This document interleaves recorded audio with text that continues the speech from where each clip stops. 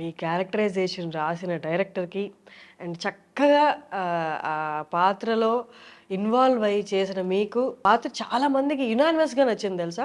కొన్ని పాత్రలు ఒకళ్ళో ఇద్దరు అంతా అలా అంటారు గానీ, బట్ ఈ పాత్ర గురించి ఎక్కడ ఎలాంటి ఇది, అది అని మాట రాలేదు. చాలా చక్కగా చేసింది అమ్మాయి అని చెప్పారు. బట్ ఒక యాక్టర్‌కి అలాంటి యునానిమస్‌గా రావడం అనేది ఖచ్చితంగా కంట్లో నీళ్ళు తెప్పించే విషయం అనే చెప్పాలి. నిజంగా అసలు ఆ రోజు ప్రీమియర్స్ జరిగినప్పుడు కూడా అంటే డైరెక్టర్ పద్మ ఇలా ఉండాలి అని చెప్పారు. అది యాజ్ అన్ ఆర్టిస్ట్ 100% ఇవ్వాలనే ట్రై చేస్తాం. ఆర్టిస్ట్గా డైరెక్టర్ని సాటిస్ఫై చేయాలి, ఆయన అనుకున్న క్యారెక్టర్కి మనం న్యాయం చేయాలి అని అనుకుంటాం. సో నన్ను నేను కంప్లీట్గా పెట్టిన అందులో. కానీ అంత రెస్పాన్స్ వస్తుంది, ఆడియన్స్ అంతగా తీసుకుంటారు. ఫిదాలో రేణుకాని ఎలా తీసుకున్నారో ఇక్కడ పద్మన్ కూడా అలాగే తీసుకుంటారు అని ఎక్స్పెక్ట్ చేయలేదు. అంతా చూసేసరికి నాకు టీయర్స్ వచ్చేసిన నేను ప్రీమియర్స్ నైట్ ఆ రోజు. అవును. హ్యాపీ, డైరెక్టర్ కూడా హ్యాపీ. అంతే, ఇంకా ఇంకా నో వర్డ్స్. ఆయన డైరెక్టర్ మీకు చెప్పారు కదా ఫస్ట్ చెప్తున్నప్పుడు, నిన్న కూడా ఒక మీమ్ చూసాను యాక్చువల్లీ. ఏంటంటే ఇది సుహాస్ మూవీ కాదు పద్మ మూవీ అని మీమ్స్ పెట్టారు. అంటే ఆ కైండ్ ఆఫ్ స్ట్రాంగ్ క్యారెక్టర్స్ రాలేదు ఈ మధ్య కాలంలో. కానీ ఇది యాక్చువల్గా అయితే పద్మ మళ్ళీ అదే లైన్. పద్మ మొదలు పెట్టింది, పద్మ లేనప్పుడు మళ్ళీ క్యారీ ఆన్ చేశాడు. అదే లైన్ యాక్చువల్గా డైరెక్టర్ గారు చెప్పింది అయితే. ఇది not only Padma's but also Malli's. Padma రివెంజే కదా, మళ్ళీ ఫుల్ఫిల్ చేయకపోతే అది స్టార్ట్ చేసి కూడా పాయింట్ ఉండదు. So that's what happened. కానీ అందరికీ పద్మ బలంగా నచ్చేసింది. అట్ ద సేమ్ టైం ఆయన డెడికేషన్కి అసలు మొక్కాలి, సుహాస్ డెడికేషన్కి. ఆయన ఈ సినిమా కోసం 3 సార్లు గుండు చేసుకొని 2-3 ప్రాజెక్టులు హోల్డ్లో పెట్టడం అనేది మామూలు విషయం కాదు. యాజ్ అ హీరో ఇప్పుడు ఆల్రెడీ ఆయన రన్నింగ్లో ఉన్నారు, ఆయనకు సినిమాలు కూడా వెనకాల ఉన్నాయి, not only Ambajipeta. But still మళ్ళీ క్యారెక్టర్కి ఆయన ఎంత డెడికేటెడ్గా వర్క్ చేసిండ్రు అనేది ఇక మాకే తెలుసు. ఎట్లా నిజంగా గుండు కొట్టుకోవడం, 2 సార్లు 3 సార్లు గుండు కొట్టుకోవడం అది జరిగింది. అది కానీ సుహాస్ మంచి యాక్టర్, నో డౌట్, అందరూ ఒప్పుకున్నది. సుహాస్ సినిమాలో ఉన్నారు అంటే చాలా మందికి ఒకటి ఏంటి అంటే మిగతా క్యారెక్టర్స్ అంత హైలైట్ అవ్వేమో, అంత సుహాస్ తినేస్తాడేమో సినిమా మొత్తం అన్నట్టు ఉంటుంది. బట్ సుహాస్ తో క్యారెక్టర్తో పాటు ఈక్వల్గా ఇంకొంచెం ఎక్కువనే చెప్పాలి. మేబీ జనాలు ఆ kind of female, strong female characters expect చేస్తున్నారు. ఎవరు రాయక వన్స్ పద్మ కనిపించినప్పుడు ఇంకా అందరూ ఓన్ చేసేసుకున్నారు. అదే డైరెక్టర్ ఇంకా అలా 2 ట్విన్స్ కదా, ఆబ్వియస్గా మళ్ళీ and Padma both are twins. So ఇద్దరిని ఈక్వల్గా హ్యాండిల్ చేయాలి అని ఈక్వల్గా రాసుకున్నారు. అంటే ఈమె ఆత్మాభిమానం, ఈమె ఏంటి అనేది ఎలా అయితే బ్యాలెన్స్ చేశారో, ఈమె ఎంత ఇష్టం అనేది మళ్ళీని కూడా అంతే ఈక్వల్గా, అక్క అంటే మళ్ళీకి ఎంత ఇష్టం అనేది కూడా ఈక్వల్గా రాసుకున్నారు ఆయన.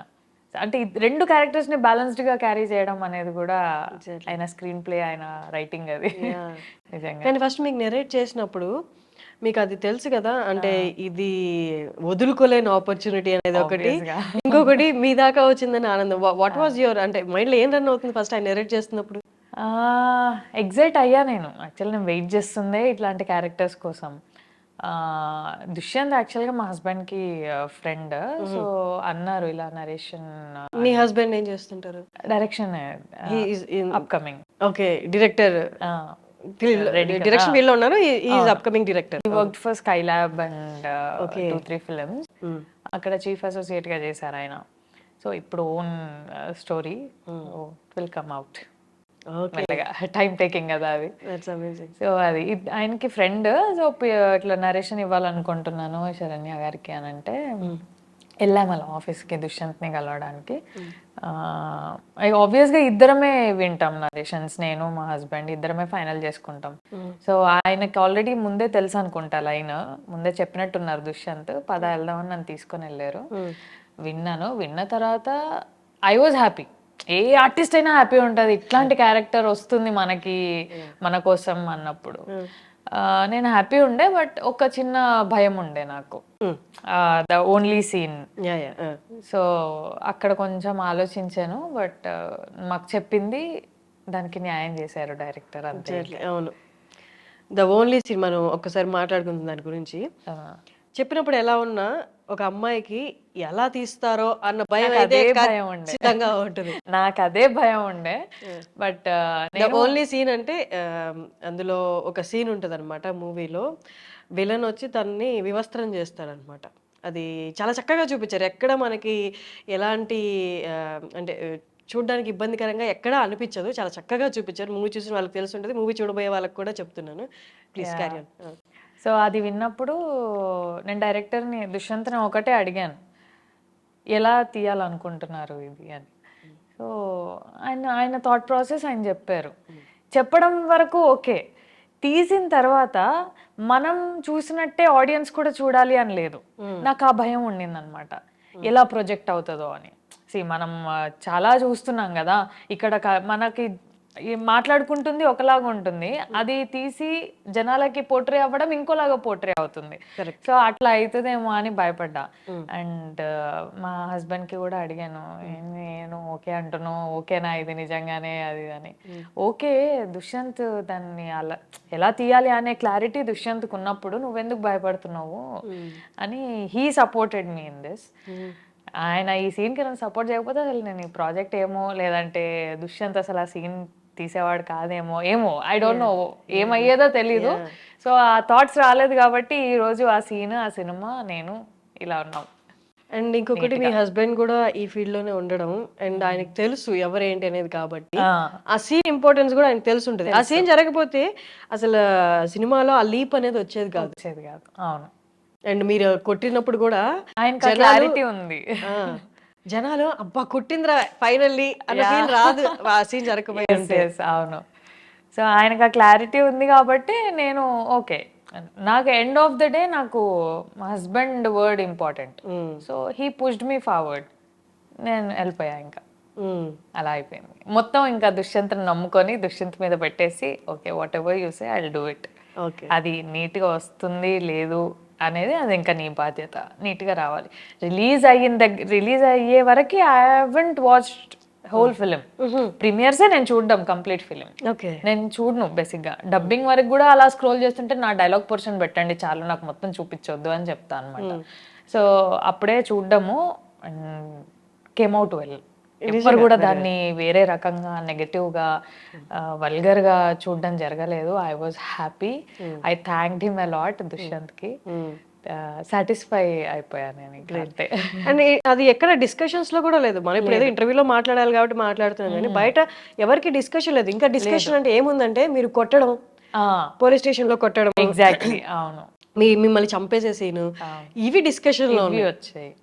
బట్ వాట్ హ్యాపెండ్ ఈజ్, కొన్ని ఉన్నాయి channels like thumbnails and all, అవి కొంచెం నేను నగ్నంగా చేయడానికి కారణం ఇది అని ఇలా కొంచెం పోర్ట్రే చేసి రాస్తున్నారు. ఇన్ఫాక్ట్ వీడియో ఓపెన్ చేస్తే అందులో ఏం ఉండదు, కానీ ఆ థంబ్నెయిల్ ఏమవుతుందంటే చూసే ఆడియన్స్ కి వ్యూ మారిపోతుంది. అదే సంథింగ్ ఏదో ఉందిరా ఇంట్లో మసాలా అనే ఫీలింగ్ తీసుకొస్తుంది. సో అది కొంచెం బాధేసింది. సినిమాలో అలా చేసిన దానికి కూడా నెవర్ ఫెల్ట్ బ్యాడ్. అక్కడ ఏం లేదు, అరే నీట్ గా ఉందిరా అది. నాకే సెకండ్ థాట్ అనేది రాలేదు. మీరు మనుషులకి ఇన్ఫినిటీ థాట్స్ క్రియేట్ చేసి రాస్తున్నారు అక్కడ థంబ్నెయిల్స్ లో. అది కొంచెం బాధేసింది. కానీ ఈ డిస్కషన్ కూడా వచ్చింది నాకు మా హస్బెండ్ మాత్రం, లైట్ తీసుకో, ఇలాంటివి చాలా ఉంటాయి, వదిలేసేయు అన్నాడు. ఎన్నని రిపోర్ట్ కొడతాం అలాంటివి, 1-2 ఓపెన్ చేస్తే చాలా అనవసరంగా ఓపెన్ చేసిన అన్న ఫీలింగ్ వచ్చింది నాకు. అది ఓపెన్ చేసేంత వరకు బాగానే ఉన్నది, ఎందుకు ఓపెన్ చేసినారా గూగుల్ అనిపించింది నాకు. కాదు, మీ హస్బెండ్ ఎంత సపోర్ట్ ఇస్తున్నారంటే ఎక్కడ దొరుకుతారు అసలు ఇలాంటి హస్బెండ్ అసలు చెప్పండి. ఐ డోంట్ నో, దొరికిపోయాడు నాకు అలాగా. ఎక్కడ మీది ప్రాపర్ ఎక్కడ? నాది నిజామాబాద్, ఆయనది హైదరాబాదే. నేటివ్ వచ్చి ఇబ్రహీంపట్నం దగ్గర విలేజ్ ఆరుట్లా అని మా అత్తగారిది. మాది ఇంకా టోటల్ నిజామాబాద్. నా బాన్ బాటప్ ఎడ్యుకేషన్ అంతా నిజామాబాద్. ఓకే. ఎట్లా అరేంజ్డ్ మ్యారేజా లవ్ మ్యారేజా? Love marriage. అంటే అటు ఇటు ఉన్నారు కదా. నేను V6 వచ్చాను, ఆయన V6 లో వర్క్ చేస్తున్నారు. దెన్ మ్యారేజ్ అయింది. టీ న్యూస్ లో ఒక 6.5 years వర్క్ చేశాను. అలా సెటిల్ అయిపోయింది అంతే. ఇంకా బట్ ఆయనకి క్లియర్గా క్లారిటీ ఉంది అసలు ఇక్కడ ఏంటి, మనం ఇక్కడ ఉన్నా మనకి మనం ఏంటో తెలుసు, మన లిమిట్స్ తెలుసు కాబట్టి హీస్ వెరీ అంటే కరెక్ట్ థింక్ చేస్తున్నారు. నేను ఆలోచిస్తాను ఒక అమ్మాయిగా, మ్యారీడ్ ఉమెన్గా అలా చేయడానికి నేను ఆలోచిస్తా. అది వద్దు అన్నా సరే నా బ్రెయిన్లో ఒక థాట్ ఉంటుంది. కానీ హీ వాజ్ లైక్, నాకు కదా కావాలి, నువ్వు ఎందుకు ఆలోచిస్తున్నావు అందరి గురించి, నాకు నా వైఫ్ ఇంపార్టెంట్, నాకు తెలుసు కదా, నాకు ఆ క్లారిటీ ఉంది కదా, నీకెందుకు వేరే వాళ్ళ గురించి అంటాడు. అంతే, simple. That's amazing. But first యాక్టింగ్లోకి అంటే ఈ హోస్టింగ్ ఛానల్లో హోస్టింగ్ దగ్గర నుండి సినిమా యాక్టింగ్ వైపు అంటే అది అన్ఎక్స్పెక్టెడ్గా జరిగిపోయిందా? బట్ ఇంటెన్షనల్గా అండ్ మీ వారి సపోర్ట్తో జరిగిందా? ఆయన సపోర్టే ఆబ్వియస్గా. నేను మూవీస్లోకి వచ్చానంటేనే ఆయన సపోర్ట్. అది మ్యారేజ్ అవ్వకపోయినంటే మేబీ మూవీస్లోకి వచ్చేదాన్ని కాదేమో, మీడియాలో కంటిన్యూ అయ్యేదాన్నేమో.